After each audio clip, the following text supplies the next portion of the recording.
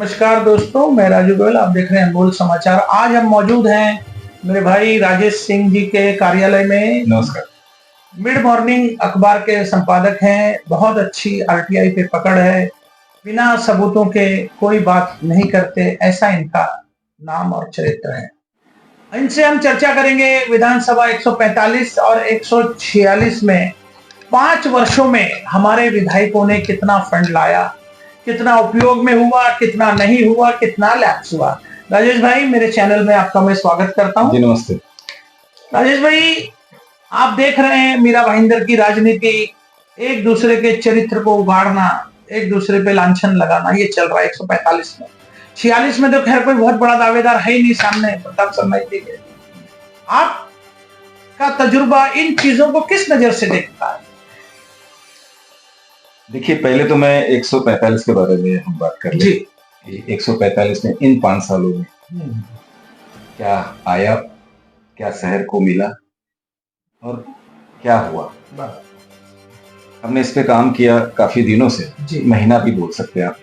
हमने सब आरटीआई के माध्यम से सारे डॉक्यूमेंट हमने कलेक्ट किया, और ये मैं नहीं बोल रहा, ये डॉक्यूमेंट खुद चिल्ला चिल्ला के बोल रहा है कि आखिर मीरा भाईंदर को क्या मिला 5 वर्षों में। जी।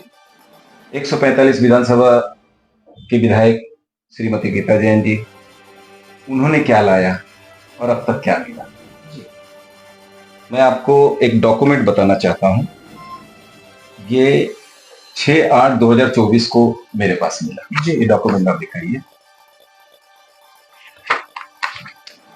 ये कुछ विकास कामों का जो मंजूरी मिला था, जो ब्यौरा उन्होंने दिया, जो मंजूरी मिला है स्टेट गवर्नमेंट से जी, वो टोटल जो है 5 सालों में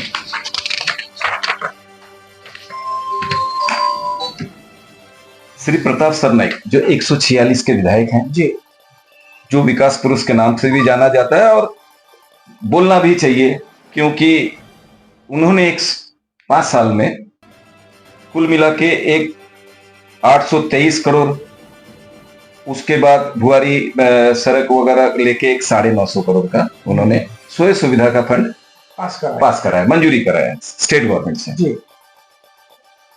जो 1700 करोड़ 1700 पौने। राजू भाई, मैं आपको और आपके दर्शकों को इस तरह से समझाना चाह रहा हूं कि प्रताप सरनाईक साहब ने जो 146 के शिवसेना के विधायक है, उन्होंने एक 823 करोड़ .50 प्लस 950 करोड़, यानी कि 1773 करोड़ का फंड, 17 करोड़ 73 लाख 1700 करोड़ का 1700 करोड़, यानी कि पौने 1800 करोड़ आप बोल सकते हैं। ये पूरा मंजूरी उन्होंने स्टेट गवर्नमेंट से लिया। सबसे कमाल की बात यह है कि ये सिर्फ 146 के लिए नहीं लिया, ये 145 में भी है। लेकिन फिर हमारी विधायिका का फंड कहां? हाँ, आपके विधायिका के बारे में मैं आता हूं। 145 में उन्होंने भी किया। उन्होंने कुल मिला के 134 करोड़ का कैंसर हॉस्पिटल के लिए उन्होंने मंजूरी कराया, और ऊपर से फिर 58 करोड़, तो 135 और 58 अगर आप जोड़ेंगे तो 192 CR का उन्होंने मंजूरी लाया। लेकिन कॉरपोरेशन को कितना प्राप्त हुआ? मात्र 45 करोड़। तो ये 5 साल का जो लेखा जोखा है, ये दोनों आमदार का है। लाया इन्होंने बहुत। हाँ। सरनाईक साहब ने तो मतलब विकास का झरी लगा दिया, लेकिन सब कागजों में है राजू भाई। वे अगर वास्तव में है तो 138 करोड़ ही कॉरपोरेशन को मिल पाया अभी तक। ये हमारे 146 से 146 पौने 1800 करोड़ के बिहाफ पे सिर्फ मात्र 138 करोड़ ही नगर पालिका को फंड मिल चुका है। मतलब 10% से भी कम 10% से भी कम आया। और अगर मैडम का अगर देखें तो इनका 192 करोड़ में से मात्र 45 करोड़ ही कॉरपोरेशन को प्राप्त हुआ है। ये भी मतलब समझने में आता है 20-25% जो भी है। हाँ, मतलब एक आमदार आपके जो बाजू के कॉन्स्टिट्यूंसी के हैं वो 1800 करोड़ लाते हैं, और आपके क्षेत्र का भी लाते हैं। नहीं, मगर इसका तो वजह भी हो सकती है ना, वो उनकी पार्टी के मुख्यमंत्री रहे, शिवसेना में वो रहे तो फंड लिया उन्होंने, फिर वो शिंदे साहब के साथ रहे तो फंड लिया, और मैडम तो हमारी अपक्ष उम्मीदवार थी, तो अपक्ष उम्मीदवार को लाइन में लगना पड़ता है ना। लेकिन अपक्ष उम्मीदवार मैडम ने जब सबसे पहला चुनाव जीत के आई तो कहाँ गई राजू भाई? देवेंद्र फडणवीस के साथ एक दिन के सीएम। बराबर है। जब उनका सरकार गिरा, उद्धव जी ठाकरे जी बन गए मुख्यमंत्री, तो वो कहाँ नजर आई? शिव बंधन बंधवाते हुए नजर आए। जब उद्धव ठाकरे जी ने राजीनामा दिया सीएम पद से, तो वो कहाँ चली गई? एकनाथ शिंदे साहब के पास, गुवाहाटी भी गई। तो उनका तो सभी मुख्यमंत्रियों से अच्छा था, तो उनको यहाँ से उल्टा प्रताप सरनाइक से ज्यादा मिलना चाहिए, क्योंकि तीन मुख्यमंत्री उनके कांटेक्ट में थे। अच्छा रिलेशन था। तो मुझे ऐसा लग रहा है, देखिए मैं आरोप प्रत्यारोप पे नहीं जाता हूं, लेकिन ये सच्चाई है कि 200 करोड़ भी हमारे जो विधायक है 145 का, वो मंजूरी करा के नहीं लाई। और ये तो मंजूरी सिर्फ हुआ है, आगे ये जितनी भी मंजूरी है, अगर सरकार बदल जाती है ये मंजूरी रद्द भी हो सकता है। तो शहर को क्या मिला? आज कैंसर हॉस्पिटल की इतनी जरूरत है, इसका प्रचार प्रसार भी इन्होंने बहुत किया कि कैंसर हॉस्पिटल बनवाऊंगी, 9 वचने हैं। तो कैंसर हॉस्पिटल मिला किधर? अरे देखिए, ये सड़कों का पूरा झोल छाल, ये 500 करोड़ रुपए का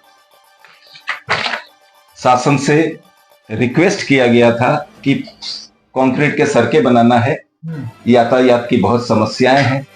तो 500 करोड़ रुपए का फंड लेने के लिए राज्य सरकार को कॉरपोरेशन के माध्यम से ये निवेदन किया जी। जब ये 500 करोड़ का फंड उनको बैंक कर्जे के लिए इन्होंने निवेदन किया कि मुझे बैंक से जो मांगते हैं, हाँ, तो ये 3 बैंक से, एक बैंक ऑफ बड़ौदा और एक दो बैंक और भी है, उनसे 500 करोड़ का राज्य सरकार ने इसकी मंजूरी भी दे दिया, ठीक है आप ले लो। लेकिन हमारे महाशय आयुक्त, आईएएस आयुक्त ये संजय काटकर साहब नहीं करना चाहेंगे, संजय काटकर, भारतीय प्रशासकीय सेवा, इन्होंने ये 500 करोड़ का जो लोन है वो लेने में जरा भी इंटरेस्ट नहीं दिखाए। जैसे ही मान्यता आया, कॉरपोरेशन ने इसका टेंडर जारी कर दिया 500 करोड़ का। अब बेचारे कॉन्ट्रैक्टर, उन्होंने तो जो भी उनका व्यवहार होता है, जो सिस्टम में चल रहा है, उन्होंने अपना व्यवहार पूरा किया सभी से, जो भी है, हम इसको उस पर नहीं बोल सकते, लेकिन एक सिस्टम है, वो सिस्टम से कोई भी अलग जाके काम नहीं कर सकता है। ये 500 करोड़ का टेंडर कंक्रीट रोड के लिए जारी किया गया और आज तक ये लोन सैंक्शन नहीं हुआ, बल्कि ये लोन नामंजूर कर दिया बैंक ने। किस कारणवश किया, ये खुद आईएएस संजय काटकर साहब दे सकते हैं, ठीक है। उसके बाद जब ये लोन नामंजूर हो गया, तो एक लेटर और उन्होंने दिया प्रशासन को,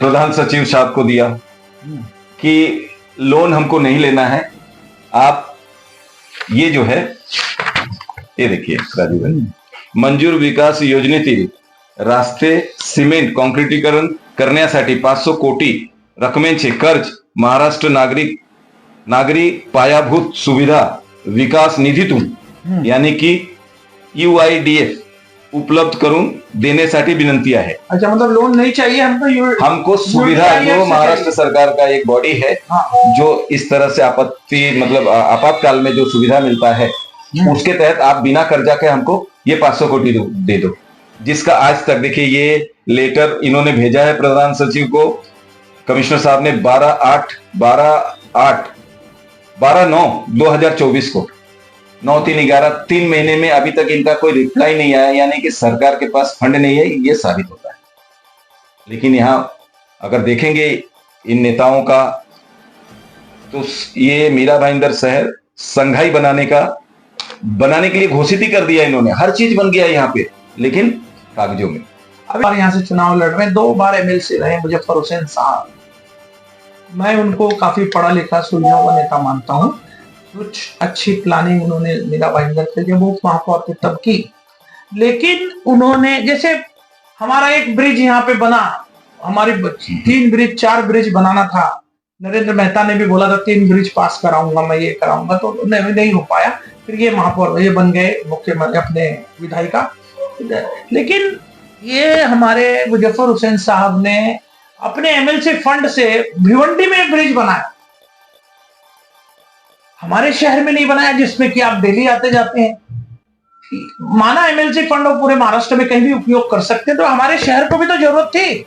हमारे शहर को पानी की जरूरत थी, बैनर लग जाते हैं 75 एमएलडी पानी आ गया। आज भी आधा घंटा पानी नहीं मिल रहा है लोगों को। मुजफ्फर साहब ने बोला मैं पानी लाया, तो नरेंद्र मेहता ने बोला मैं पानी लाया, तो हमारे विकास पुरुष प्रताप सरनाईक साहब लाए, गीता जैन ने भी लगा दिया मैं पानी लाई। तो पानी गया कहाँ? और ये ब्रिज भिवंडी क्यों बना? ये आप किस नजर से देखते हैं इसको? देखिए, ये मुजफ्फर साहब का व्यक्तिगत विचार होगा कि उनको कहाँ बनाना है। अभी आपने बताया कि विधान परिषद सदस्य जो होते हैं वो पूरे स्टेट का होता है, उनको कहीं भी वो इस फंड को उपयोग कर सकते हैं। इस पे अगर हम उनके ऊपर कुछ बोले वो हमको शोभा नहीं देता है, लेकिन एक यहाँ के मतदाता होने के अधिकार से मैंने इसलिए पूछा कि अब की बार तो मैदान में है, मतदान तो यहाँ होगा उनको। नहीं, बिल्कुल बिल्कुल। तो मैं एक मतदाता होने के, एक रहवासी होने के आधार पे, अधिकार से, ये मैं जरूर उनसे भी मांग करूंगा कि अब जो भी करें आप कम से कम शहर के लिए करें, क्योंकि 5 साल तो आपने भी कहीं ध्यान नहीं दिया। अब अचानक जवाब दो। हाँ, कितना जवाब देंगे ये लोग? ये 5 साल अगर जवाब मांगे होते तो ये फंड हमारा लैप्स नहीं होता ना। नहीं होता है ना, ये फंड बच जाता हमारा। क्या बोलेंगे? जब भ्रष्टाचार हो रहा था तब मुजफ्फर साहब कहाँ थे? ये बहुत बड़ा सवाल है। जब ये लोग मनमानी कर रहे थे तब मुजफ्फर साहब कहाँ थे? सवाल है। बिल्कुल। आप उस समय कुछ नहीं बोले, यानी कि मुख्य सहमति माना जा सकता है इसको। हाँ, कि ठीक है भाई आप करो। हाँ, जो भी होता है, हाँ, जो चलता है। तो अब लोगों को आप क्या बताना चाहते हो? कुछ साल सरकार में तो आप भी रहे हैं, बराबर है। विलासराव देशमुख, अशोक चौहान साहब के उस समय भी, और बीच में जब उद्धव जी सीएम बने थे तभी तो कांग्रेस साथ में थी। बराबर है। आप एमएलसी भी रहे 2 बार। तो इतना तो लोग, जनता हमारी जो है जागरूक है, मेरा महेंद्र का। आपने बताया कि अगर ये सत्ता पलट जाएगी सारा फंड लैप्स हो जाएगा। जैसे गीता मैडम ने कैंसर हॉस्पिटल के लिए 134 करोड़ का 134 करोड़ का फंड वो लेके आई, जगह कहाँ है अभी तक कुछ पता नहीं। तो अगर सरकार पलट जाती है तो ये फंड भी लैप्स हो जाएगा। अगर मैडम नहीं जीत पाती हैं तो भी ये फंड लैप्स नहीं, ये फंड लैप्स हो जाना ये कोई कंपलसरी नहीं है, लेकिन उस सरकार पे जो नया सरकार बनाएंगी उनको अगर ये वाजिब लगा तो उसको कंटिन्यू रखेंगे या उससे भी अच्छा प्लानिंग करेंगे। हाँ, ये भी और अगर ये विरोधी अगर सरकार में बैठते हैं और उनके विरोधक अगर इस तरह का नियोजन किए हैं तो कभी कभी क्या होता है कि वो चेंज भी करते हैं, रद्द भी करते हैं। ये सरकार के ऊपर है कि लोगों के हित में उनको इस प्लान को और सुपीरियर बनाना है या उसको रद्द करना है। ये जो नया सरकार अभी महाराष्ट्र में आएगा तो वो डिसाइड करेंगे, उसमें हमारा। अभी हमारे 146 के विधायक श्री प्रताप सरनाईक साहब ने एक अस्पताल बनाया उनकी मातोश्री के नाम पर। अगर वो कहते हैं मैं कैशलेस कर दिया, ये कर दिया, जो बहुत सारे प्रचारित किया गया, आज अगर एक एक्सीडेंट पेशेंट गया था वहां पे, उसको हम लोगों को वहां में एडमिट नहीं कर पाए, उसको हमने शताब्दी ले जाना पड़ा क्योंकि फॉर्मेलिटी इतनी है, ये फॉर्म भरो, वो भरो, ये भरो। उस तब तक वो आदमी बेचारा तड़पता रहा। ऐसी व्यवस्थाएं आप करते हैं और आप ये क्रेडिट लेते हैं।